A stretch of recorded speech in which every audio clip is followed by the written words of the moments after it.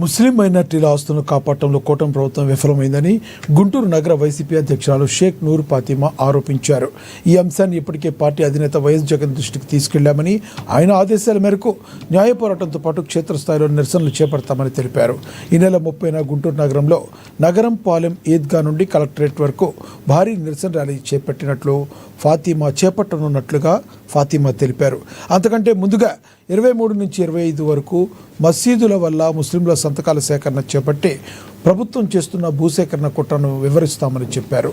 అంజుమన్ సంస్థ అధ్యక్షుడిగా ఉన్న ఎమ్మెల్యే నసీర్ అహ్మద్ తన బాధ్యతను విస్మరించి ప్రభుత్వం వైపు నిలబడటం ఎంతో బాధాకరమని చెప్పుకొచ్చారు. ఆవిడ 30వ తేదీ నిరసనలో ప్రతి ఒక్కరూ పాల్గొని ప్రభుత్వంపై ఒత్తిడి తీసుకురావాలని ఆమె పిలుపునిచ్చారు.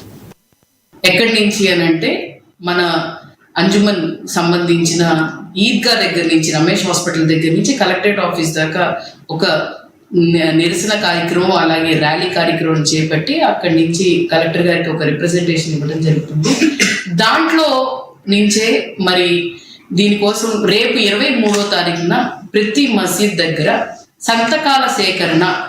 సంతకాలు అంటే ప్రజల దగ్గర నుంచి కూడా, వాళ్ళ దగ్గర నుంచి కూడా సంతకాలు సేకరించి ఈ ప్రాపర్టీ ప్రజలకు సంబంధించింది, మరీ ముఖ్యంగా మైనారిటీలకు సంబంధించింది, వాళ్ళ దగ్గర నుంచి సంతకాలు సేకరించి 1 టౌన్లో 2 టౌన్లో 2 కూడా ప్రతి చోట కూడా మసీదుల దగ్గర, దాదాపు ముఖ్యమైన మసీదుల దగ్గర మరి సంతకాల సేకరణ కార్యక్రమం రేపు మొదలు పెడతాము.